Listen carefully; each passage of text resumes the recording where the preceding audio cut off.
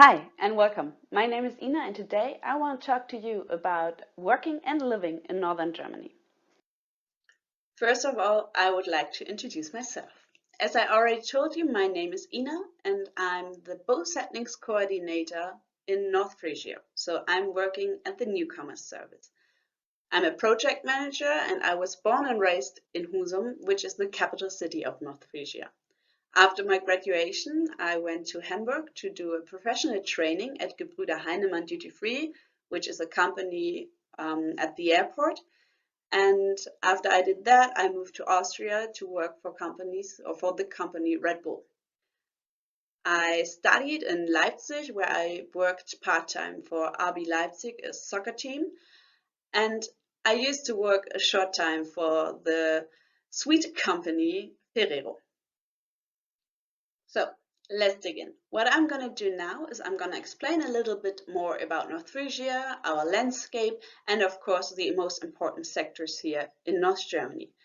Afterwards, I'm going to show you what the working culture here in Germany is. And of course, I give you some tips and tricks if you may decide to work in Northern Germany or in Germany in general.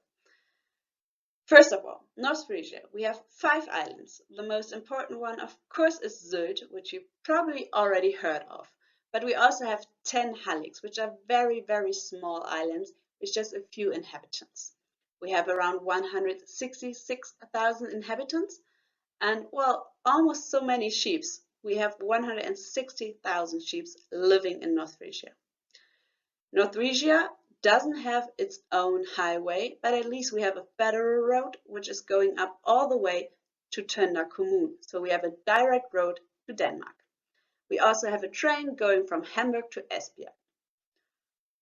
The most important sectors here are, of course, the renewable energy, mainly windmills and hydrogen, the tourism sector, which has around 74 overnight stays per inhabitant at the west coast.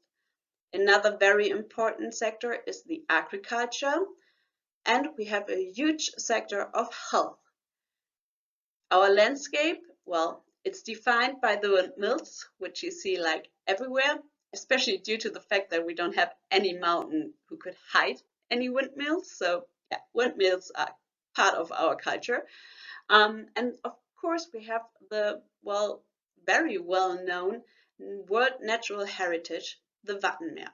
So if you maybe just want to be a tourist in North Germany, don't forget to come by Nordfrisia. We are welcoming our guests and we have the Wattenmeer, which you really should take a look at. Well, of course, I'm a little bit biased. So if you should decide to work and live in North Germany, I would always say Nordfrisia. But for the next slides, my information are pretty common for the whole part of Germany, or at least the whole part of North Germany. If you finish your school, first of all, I applaud you. Well, you did a great job. Now you have to decide what's coming next. If you maybe think about going to Germany, one idea would be the professional training. The professional training means that you don't study at a university, but that you are learning a job in a company itself. The professional training is very well and highly recognized throughout the world, and it's possible with the intermediate, so the lower or middle level, and the higher school leaving qualifications, which is the German Abitur, for example.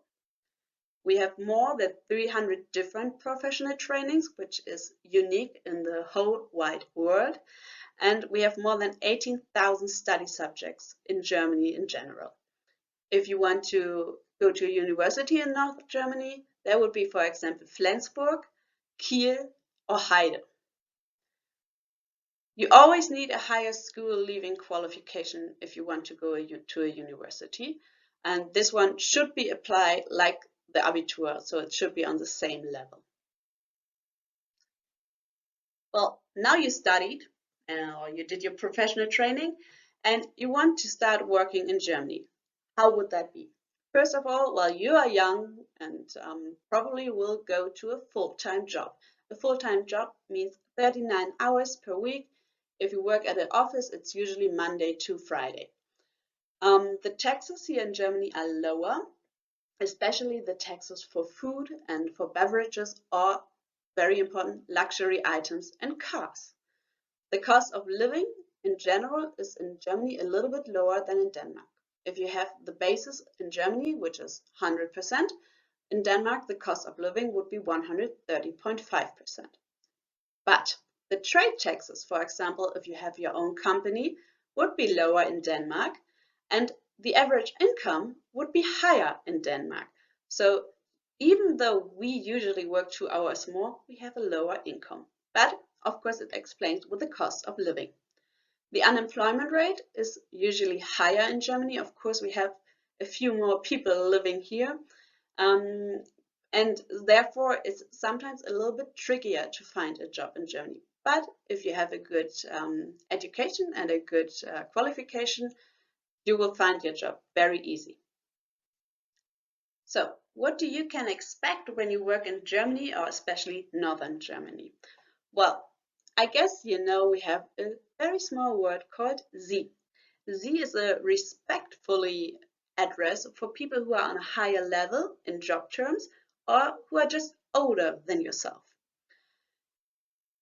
Due to the fact that North Germany is very close to the Danish border and to the Scandinavian part, we are changing a little bit, or we are different than the rest of Germany, because here in Northern Germany, many companies use the du in their internal communication.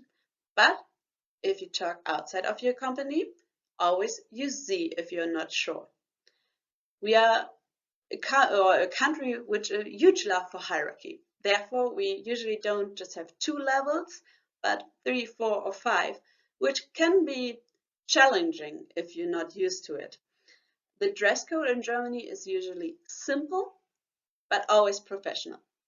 Usually, if you work in an office, you don't have any holes in your jeans or have a, low V-line. And especially if you work in a specific field like financial parts or law, you usually still wear your nicer jacket. The work-life balance is a very important part, especially for my generation and younger. So therefore, there is a shift in the company culture in Germany. Work-life balance is getting better and better, and due to the coronavirus, the whole part of home office and remote work is getting bigger. I call it the culture of praise. So if you do something good in your job, it's not so common to get praise from your head off or your boss or your chef. Usually it's more, you did your job and you were paid for it. Of course, if you do something extraordinary, you still get your praise. Don't worry.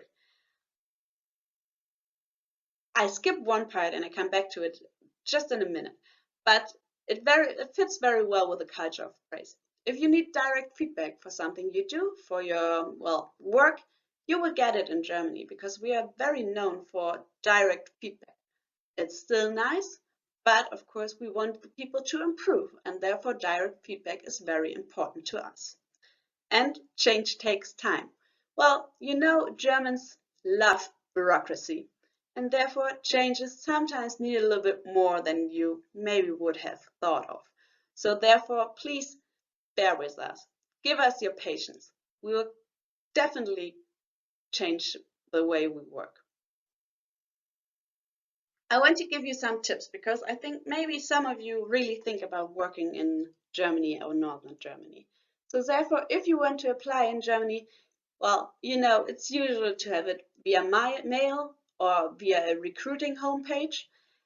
Some, especially smaller companies, still think that the post would be the best way. So it's not so common anymore, but be prepared that you maybe send some papers.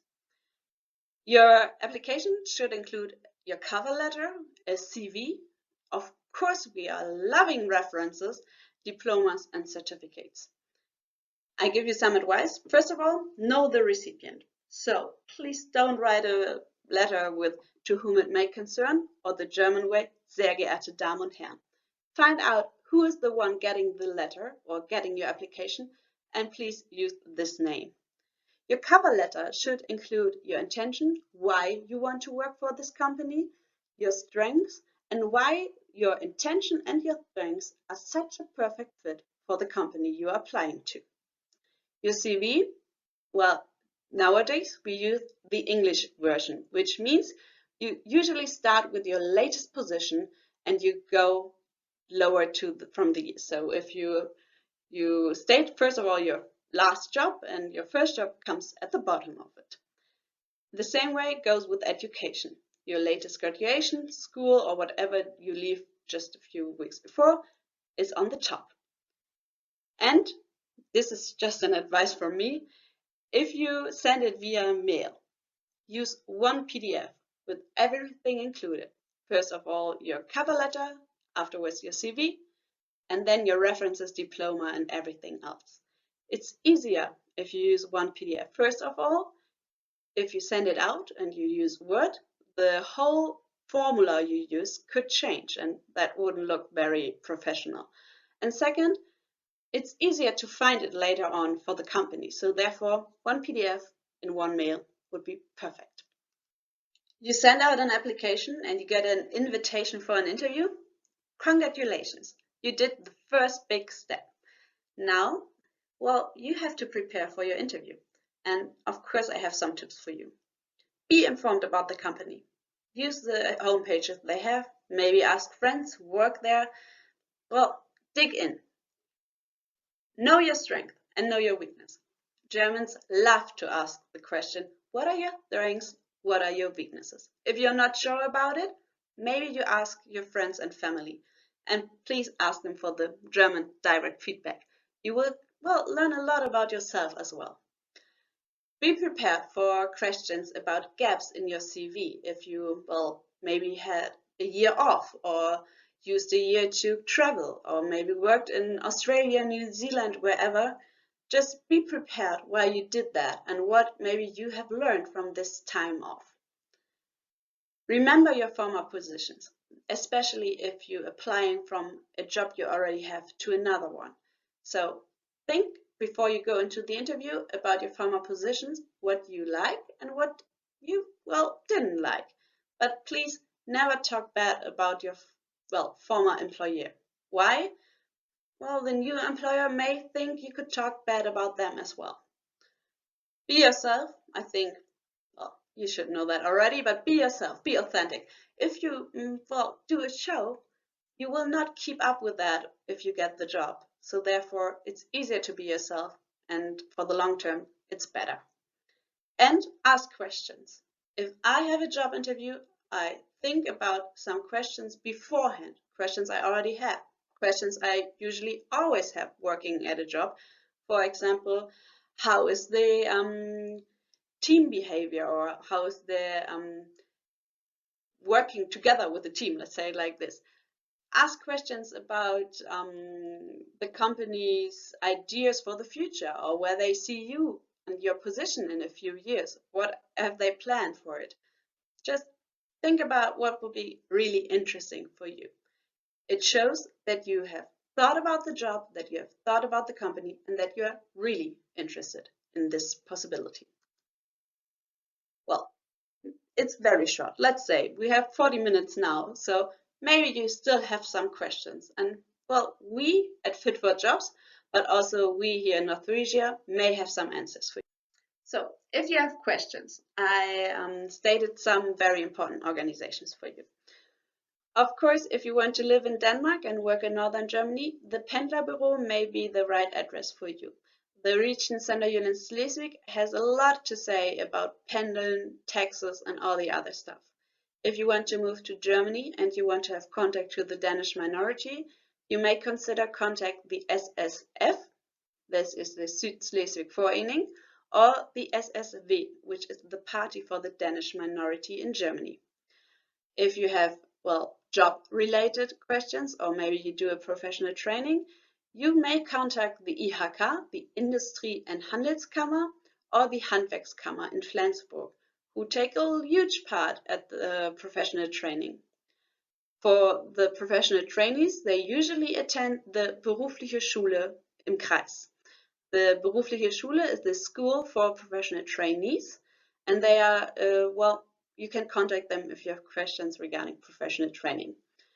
We have the State Agency of Work, State Agency of Work-related issues, I would say, the Bundesagentur für Arbeit, and there's also the Youth State Agency, which is the Jugendberufsagentur. If you maybe just want to try it out, I recommend to use Praktikum Westküste to find an internship here in North Germany with more than 1,800 companies taking part. And of course, while you are at this event, you can also ask our or my colleagues at Interreg Fit for Jobs at 1C.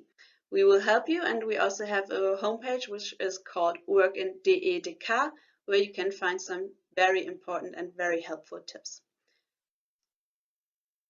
Well, if you want to contact me, please feel free to do it. If you have any questions, just send me an email.